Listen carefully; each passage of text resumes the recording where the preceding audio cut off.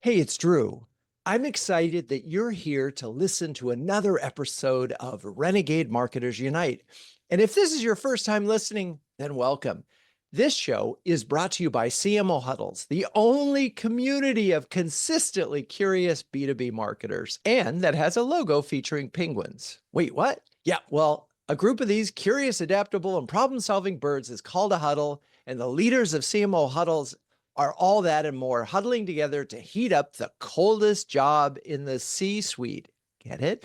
If you're a B2B marketing leader who wants to outswim your competition, please check out cmohuddles.com. Okay, now on to today's show. At our CMO Super Huddle last November in Palo Alto, the first panel by design was called Brilliant B2B Marketing. And it featured 4 B2B marketing leaders who orchestrated highly effective brand building campaigns that also ended up helping the business grow.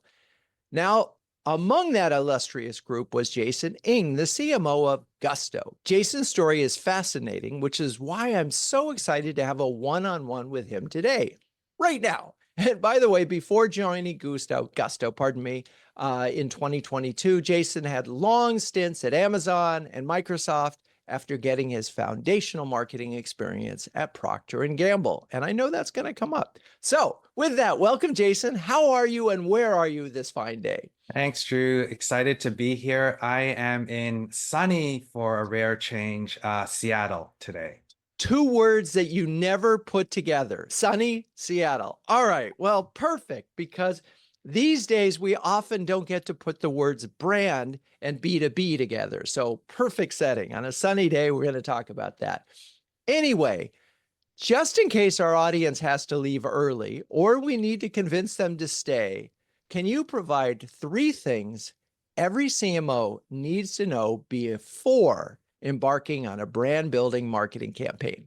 I've had a chance to do this several times, most recently at Gusto and AWS. And what I can tell you is my experience there in terms of the appetite to do brand marketing and a big brand campaign is the same. And so the first thing that I think is really important is just business readiness. And I think what's important there is a brand campaign, an effective one at that, is really there to amplify what's already true about your product or a company. So you need to make sure that you have a strong product market fit and a very compelling value proposition. Otherwise, you could be amplifying something that's not great and end up wasting a lot of money. And then people will think, oh, well, brand marketing didn't work because we tried it that one time. And I think related to that is you do want to have effective performance marketing programs, because essentially what you're doing with a brand marketing campaign is you're creating awareness and demand for a product, but you have to be able to capture that demand effectively. And so if you don't have, strong content marketing, SEO, search, things to drive people down that funnel, you may not see the results you want from a brand marketing campaign. The second piece I think is really important is just having readiness around your team. And a lot of times CEOs or boards, they will be confident in investing in brand if they know the team can execute effectively around that.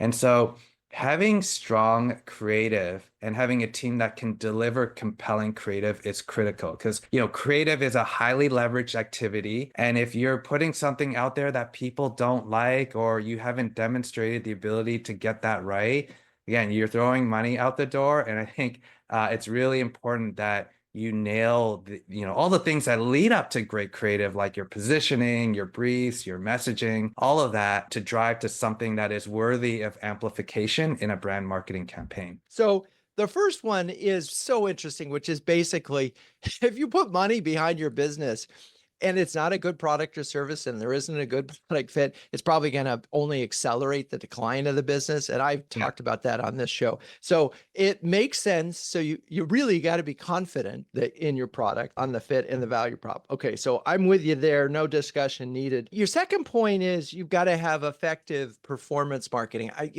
I hate the term performance marketing. It's a picadillo because it implies that other marketing isn't performance. We've got the performance marketing and then we got everything else. But I know what you mean, which is the ability to take this potential demand and capture it and convert it into business. Talk a little about what that looks like, because we're creating this broader umbrella of interest. And, Yeah. if you spend a lot of money, it could be a big, if you will, a fire hose of interest. Yeah. So what are we talking about when we say performance marketing that's effective? Yeah, and you can use interchangeable terms like direct response marketing or just the things that are highly measurable. So the Right. first thing you see when you run a big brand campaign, and I see this even from a timestamp point of view, like I run an ad, I see a lot of traffic to my website, especially for people who don't or who have never heard of us. And so making sure that your website is performant in that like it has been optimized to clearly message what your product is, customers you serve, what you stand for. So in many ways, it is a manifestation of your brand, but it has to be performant in getting people to that next step, whatever that may be for your business. And so getting that right, and then going like reverse engineering, like what's the step that happens before that? Like, so landing pages, or sometimes people might come through search, right? And so making sure that you have the right SEO programs in place to show up on like the keywords that people might type in when they see or respond to your brand marketing, and paid search on top of that. So getting sort of those bottom of funnel activities there and present so that your ad just isn't viewed and then it goes away and people forget about it. But if someone has some level of interest, you show up in a way that captures that person while they're thinking about your product or your company based on what they are exposed to in your brand campaign. Okay, so it makes sense because we're throwing, in theory, if you run a brand campaign and spend money on advertising, chances are your site traffic will go up. One thing I've noticed is that companies that are really good at optimizing their website for, if you will, often you'll have this brand campaign and then you land to the company page and it doesn't include the brand campaign visuals, story, and so forth. And the story that I often hear is, well, we optimized, we tested it, it's on some of the landing pages, but it's not on the homepage. Is that a good practice? Yeah, I've done it both ways where, I'll create an ad, I'll put a URL at the end, and it goes to a campaign landing page. But I think sometimes we overestimate how much people recall when they see that ad. Like oftentimes you're making an impression, just getting them to your website is a big win, right? And I think we overthink, the need to have continuity from a brand impression to like, okay, it must be consistent throughout. Like, and some companies have done this well. Like I've seen Google Cloud has this campaign that everything that through line from that campaign is in every touch point for the customer. But you really have to be all in on that for that to work effectively. And I think, when I have tested sending people to a campaign landing page that has more of that continuity, oftentimes the brand campaign, it works hard insofar as it lets you know what the company is and maybe what it does.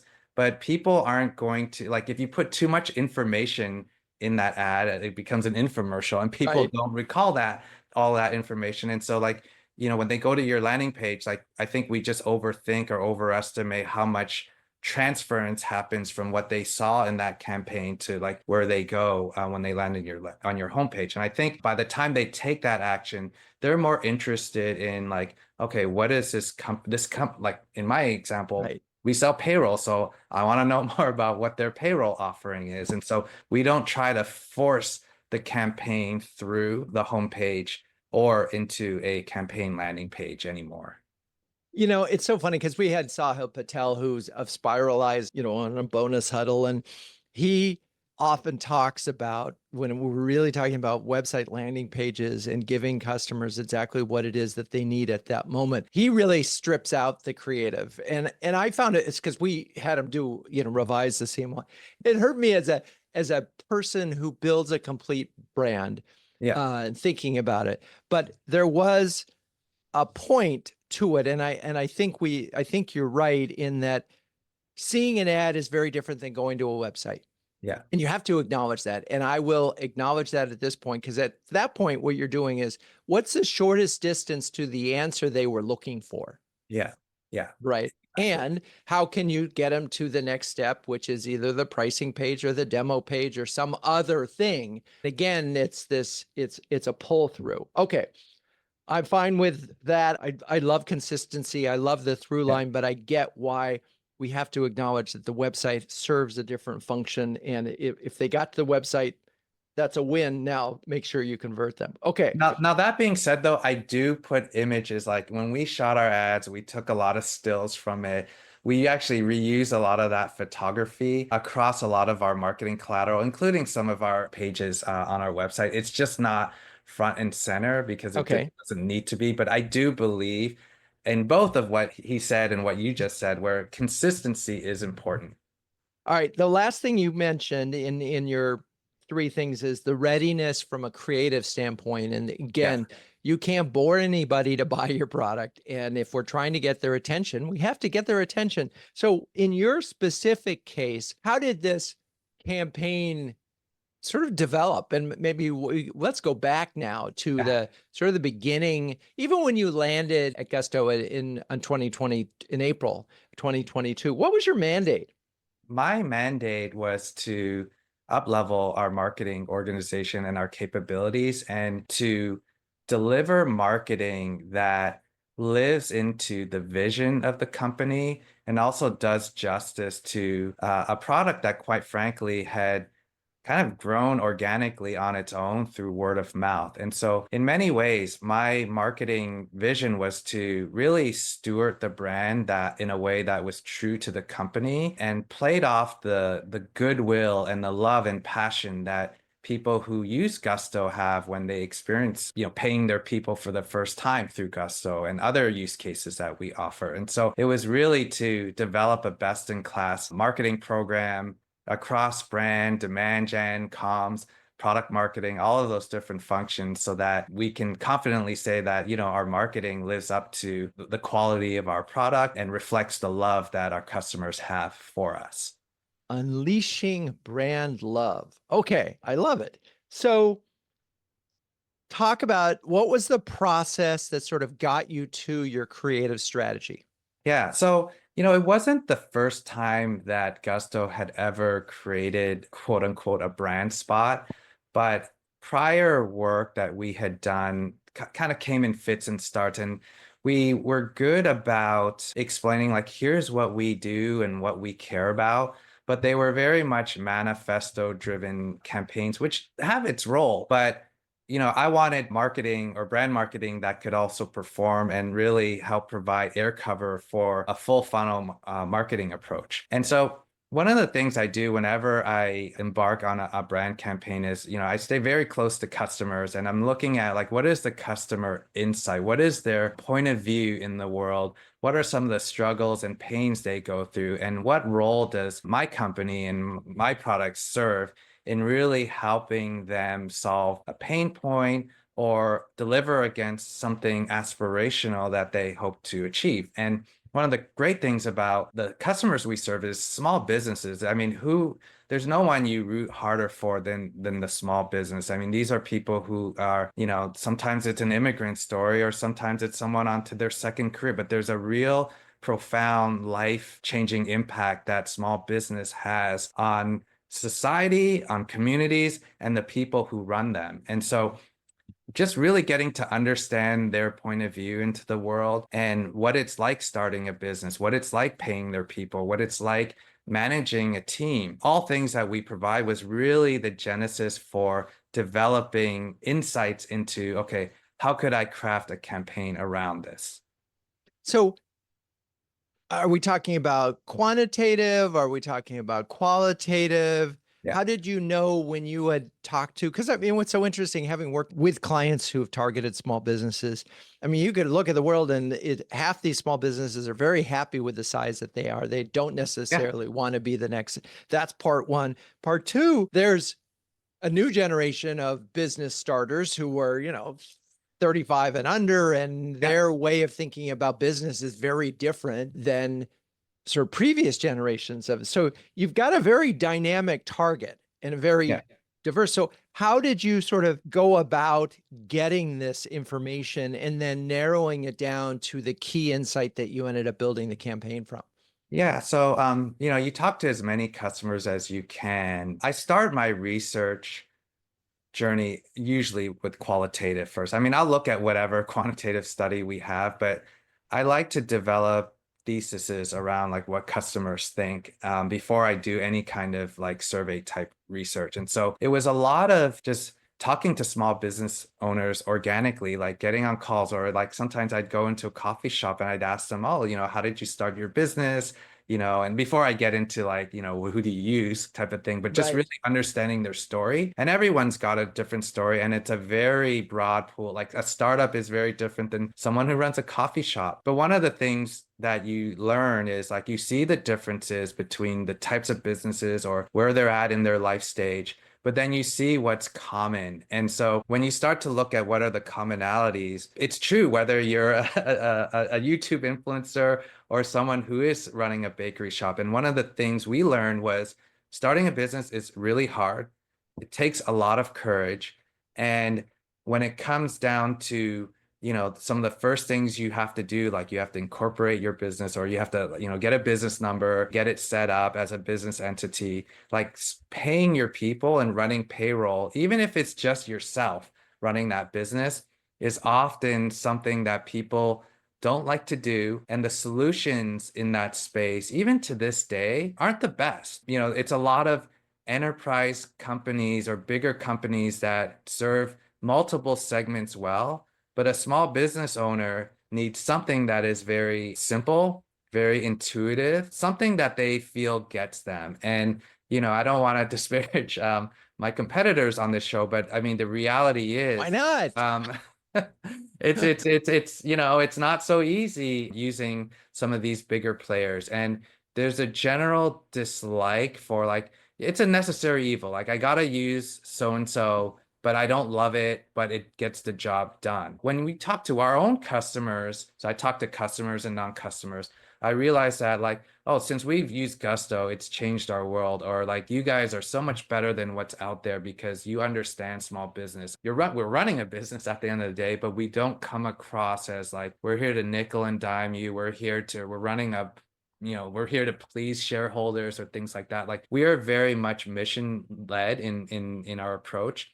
And so that is what got us down this line that like if we could somehow take this pain that people feel and balance it against the tension of like the joy that people often feel when they're using our product for the first time, or the satisfaction that they have, then we could create a really interesting story around that. And so that's what led to this creative angle where our ads compare, these painful tasks like watching grass grow or waiting for paint to dry or sitting on a dentist chair and getting your root canal, to managing payroll and other jobs to be done within our space, which you would think, oh, it's a hard decision. Like, yeah, I don't know if I'd rather get a root canal or run my payroll. But with Gusto, the answer is obvious. You would use us for these reasons. And so it was a really clever play off of taking these everyday situations that people would compare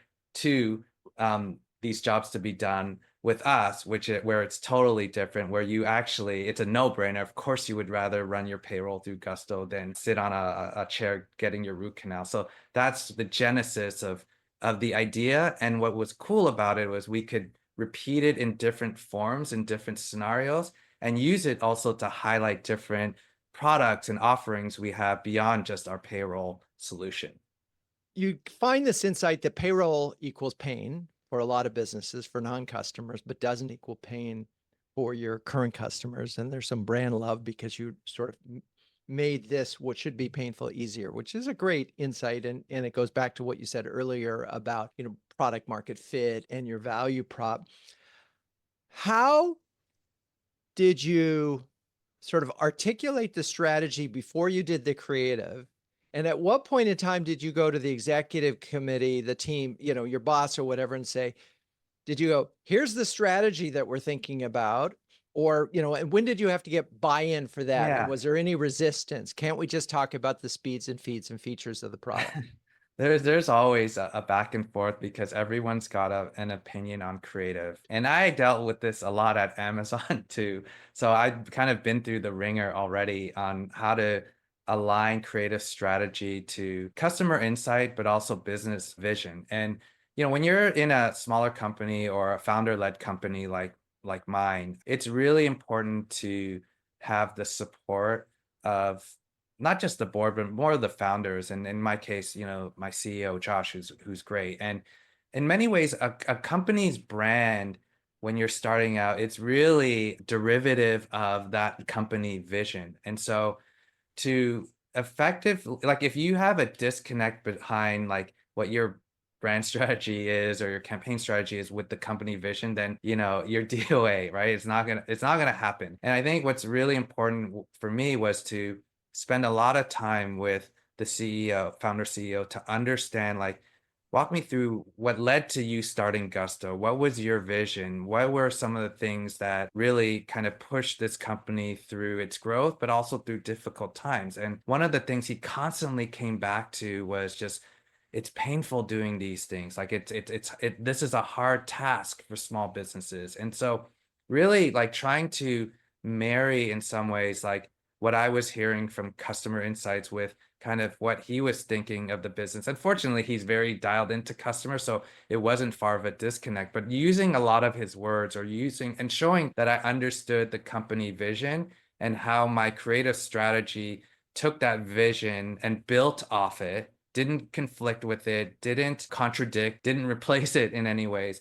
I think that led to him feeling like, okay, I understand the logic of how you're thinking about this and where you're going with it. And you can end up in a spiral where you go back and forth too long. And he recognized that like we could talk about this endlessly, but we just gotta go. And so I think you have to know how to work with the people who are most influential or who could say no to you, who could gatekeep some of the work you're doing in order to just bring them along and even make their ideas or your ideas seem like their own in some ways. And so I think it was as much having to navigate through his thinking and where he was coming from and making sure there was good alignment there. That's really important. I can't emphasize it enough. And the fact that you had a founder who could articulate it and you could just pull right, draw the through line, it totally makes sense. What I'm wondering is in today's you can test everything world, you have this insight that is very soft, but real, right? Mhm. It's a very emotional idea. Payroll is hard. Starting a business is hard. If we can make payroll easier, that's good. It's a very simple proposition. Mhm. But did you do any kind of testing of the concept? I know we're going to talk a little bit about the testing of the execution that you did in terms of this approach. And I think that's really important that we cover it. But did you do any concept testing at all? So we have used this tool called Winter with a Y. This is not a plug for them in any ways. Right, Like we do things where we will put different options or different, I mean, I'm getting a little executional, but like different flavors of kind of that brief or right. the wording within that brief to see and collect any kind of anecdotal feedback on like how do people respond to it. People can vote, like you could put three different options and people can vote on the ones that they like the most and they don't see each other's votes so Uh-huh. there's no bias there.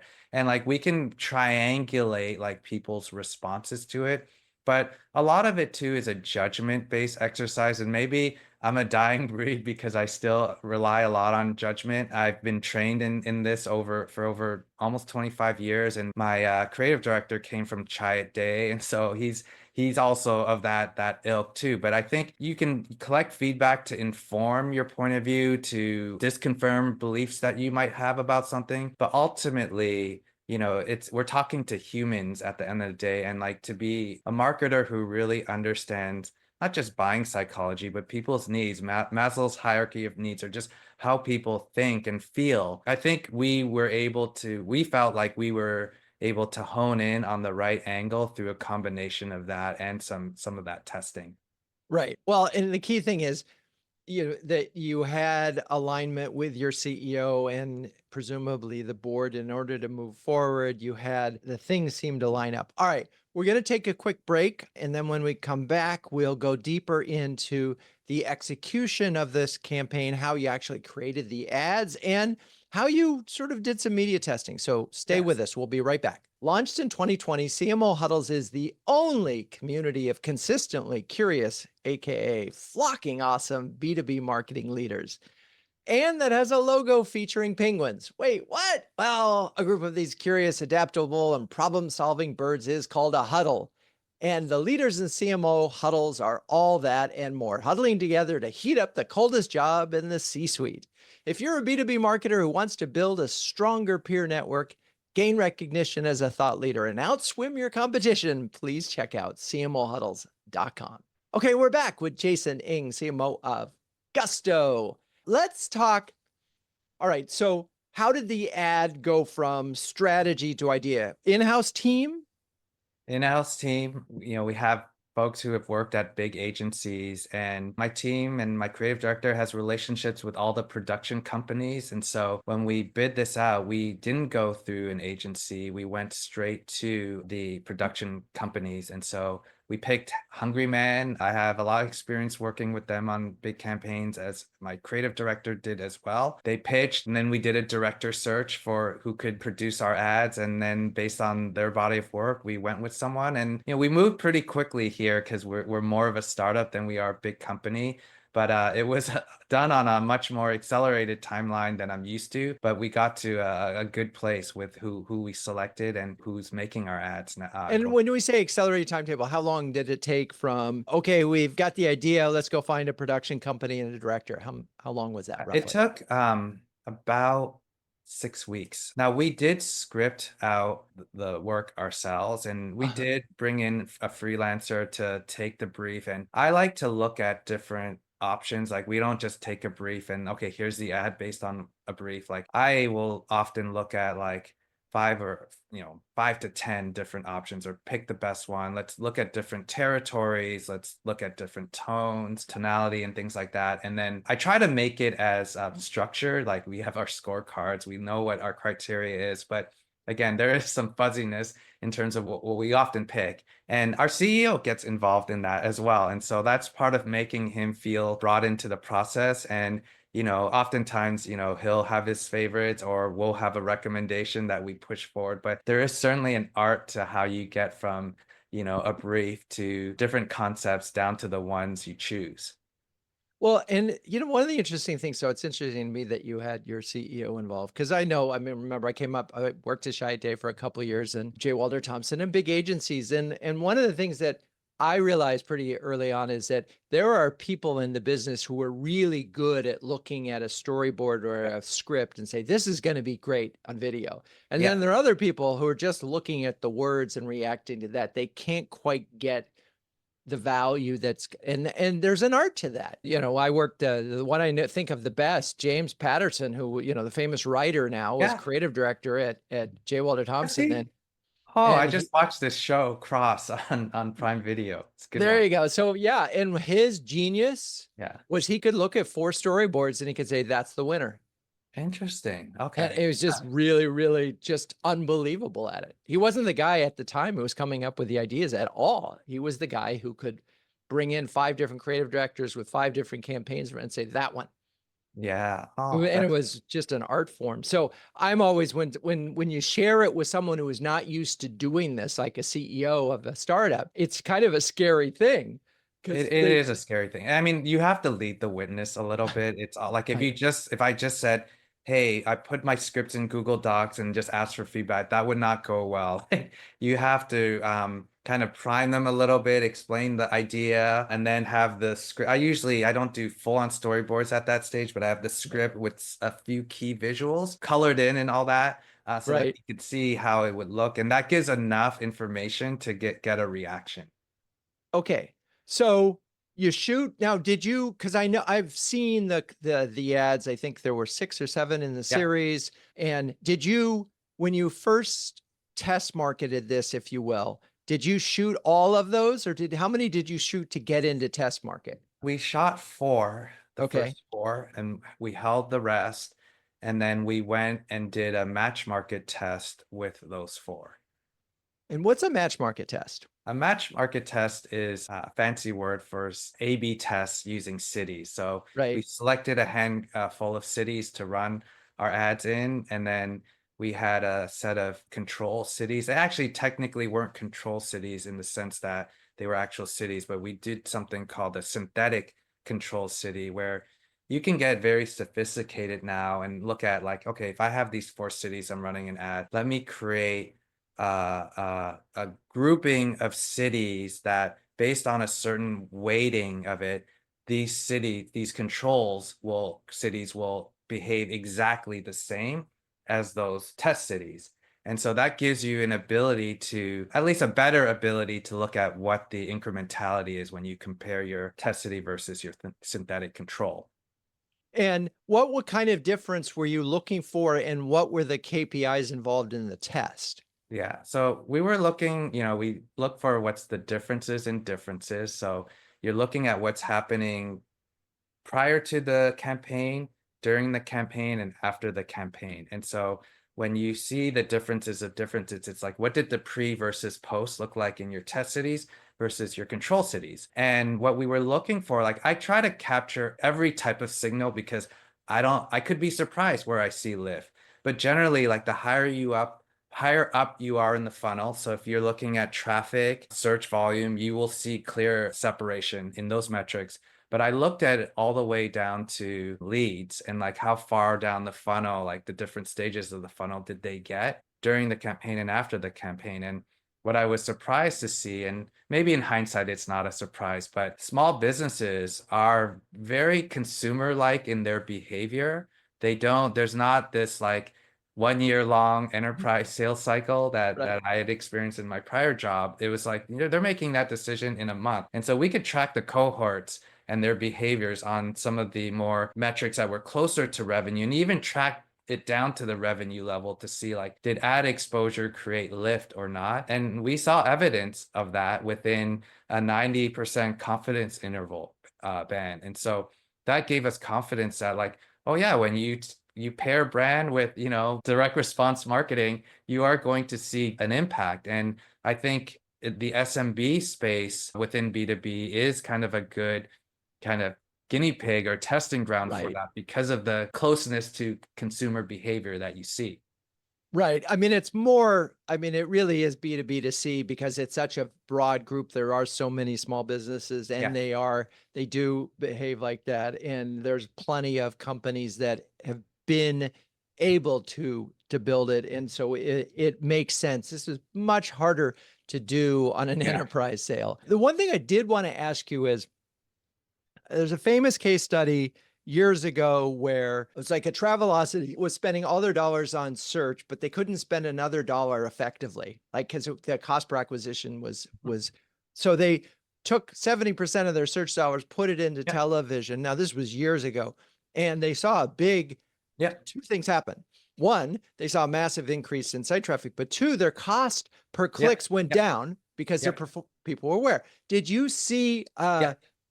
that? Okay, good. You're way ahead of So me. Talk to me. we did. So like what I described before is more of a what we call a causal lift analysis, like cause and effect. What did it do? What did it do in terms of lift? But then you can look at it down to the user ID level and down to the conversion of your existing programs. And so like when we ran on YouTube or on Google properties, we were running a lot of our brand ads on YouTube TV as well as a lot of mid funnel on YouTube as well. And what we saw was our cost per leads went down when we were investing in brand. Actually, it made us better than whole when you look at like the total cost. And so we went from a mix of like, close to 100% on bottom of funnel to more like 30 to 70. And now we're more balanced and even now on brand versus bottom of funnel. And so you definitely see the efficacy and the efficiency improvements when you look at those brand ads are doing a lot of the hard work and it's making it much easier for those search ads to perform more efficiently. And it makes sense if you're not understanding what we're talking about here. It's as simple as top of mind awareness translates into action. Yeah.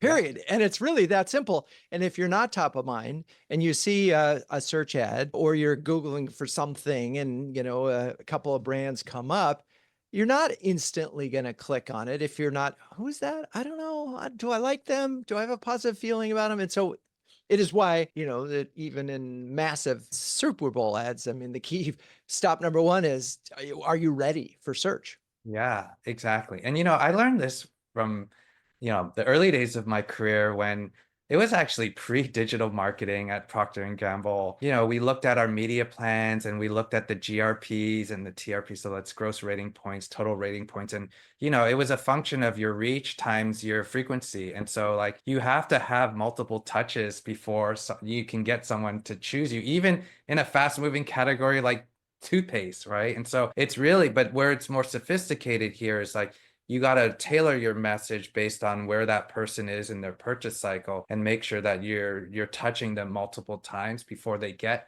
to the bottom of funnel when they're ready to make a decision. So the test goes, obviously, you did this 4 markets in this synthetic thing, and the test goes really well. You see the results. It looks like it's going to pay for itself or certainly help the business grow faster, which is the goal of this. When you expanded, and I know you and I talked about this off the record, I'm just curious, can you give us a sense of where you were from a spend in the test to where where you ended up when you ended up taking this national? Is this part off the record or This is on the record, so on tell the me record? what you Oh, can okay. tell what we can talk about, whatever Yeah, you okay. are comfortable. Yeah, well, I will say, we started out relatively small, but enough to make sure there was enough signal we could capture from the test, right? Right. And so, like, we basically simulated what it would take, like, running in like X number of cities, what that would look nationally. I even probably waited a little bit more just because I didn't want to undermarket. And then from that, when we looked at the results, we were like, oh, these are really good results, or like this stuff is working. And when you're in a high growth company like I'm in, it's like, okay, when you find something that works, you double down and you double down fast and hard. And so we went from like a 10x spend in brand from that initial investment.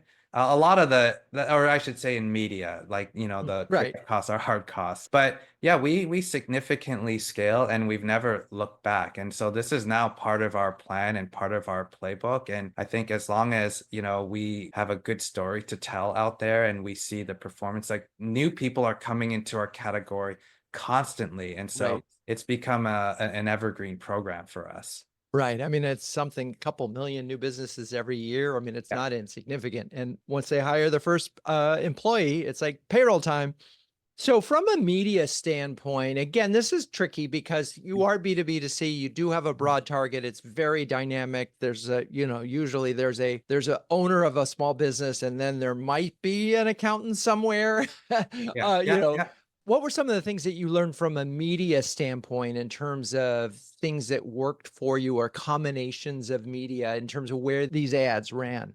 Yeah, so online video has come a long way since, even like the time I started at Costa. I was doing a lot of it in AWS, but it wasn't very measurable to like today you have connected TV, you have linear TV, you have connected programmatic and then connected direct. And this is where we had to involve the use of an agency or an ad serving company. So they helped us look at our mix across the different types of connected TV channels. So there's TV, and when I say TV, it's like putting ads in living rooms. And then Right. there's also the online video component, which is, partially paid social, it's mobile, it's desktop, it's YouTube, TikTok, and all the like. And so there's many ways you can serve up videos. And one of the things we knew going into our shoot was like we were going to shoot in and be able to splice in all of the different formats, whether it's 16 by 9 or 1 by 1, so that we had the option. And what we did was we focused,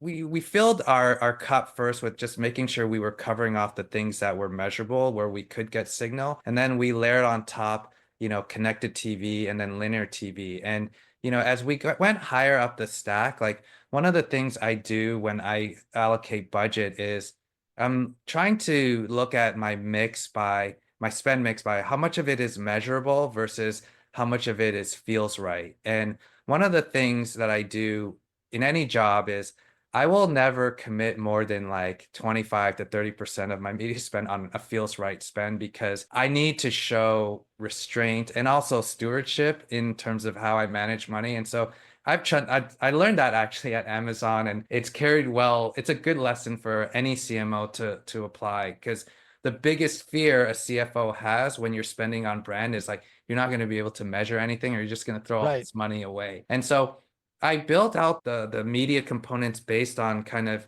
applying a mental model around spend and then looking at what was measurable. And then I did a lot of optimization and tweaking within that. And so we use market mix modeling to help us look at relative effectiveness of channels. Now, one could argue it's an imperfect science, but it's something, right? We have channel owners that are looking at, everything from click-throughs to view-throughs of those ads to like downstream behaviors to get us a sense of on its own, how are these channels performing? And then when we have the ability to trace a user, if they're on if we know something about them, or if it's being served through Google, for example, we can track different permutations of our marketing mix to see what the right one looks like. Again, it's a little bit messy and I'm probably making it seem more scientific than it really is, but in general, like getting some signal through that and then having a sense of principles around how you want to allocate that mix gets you to a point where at least you feel 70 to 80% good about it. But I'm a big fan of like linear TV. I do believe that you'll still get the biggest bang for your buck from a cost per impression basis on linear TV.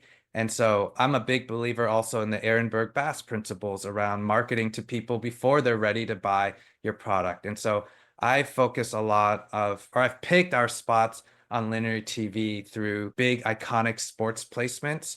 So we got on NFL football. We were on the World Series. We were on some of the more notable news shows and shows like that are more endemic to our category, like Shark Tank. I have smart media buyers who know how to like look for remnant inventory or things like that, where like we can get some good rates on some of the things that we ultimately run our ads through. And so I think there's a lot of like strategizing, but just brass tacks, good old fashioned media planning, looking for media arbitrage opportunities that we apply to really get our campaign out there and seen.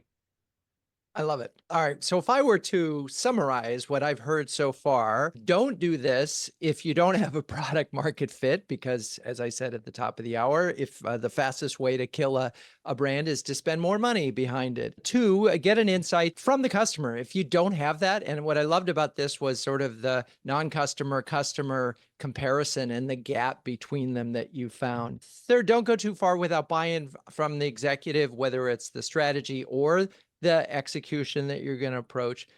Sort of fourth up, testing, that there was a lot of testing involved here, sophisticated testing that enabled you to have a high degree of confidence when you rolled this sucker out and pulled the trigger and spent a lot of money that it was going to perform.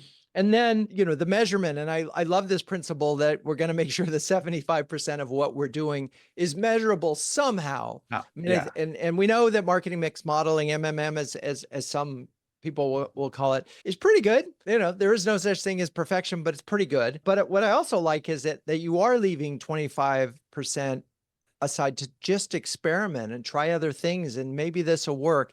And the challenge in all of this is it's rarely one impression that moves the needle, Yeah. Hmm. right? Totally. And so, Yeah. and that, which is why frequency matters. All right.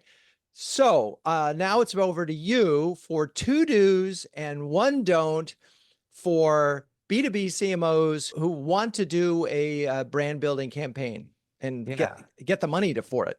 Know your customer, know your company inside and out. You don't ever want to come across as tone deaf on understanding neither. And I Right. think my example with the knowing what the CEO's vision was really important in making sure that it was going to be an easier yes.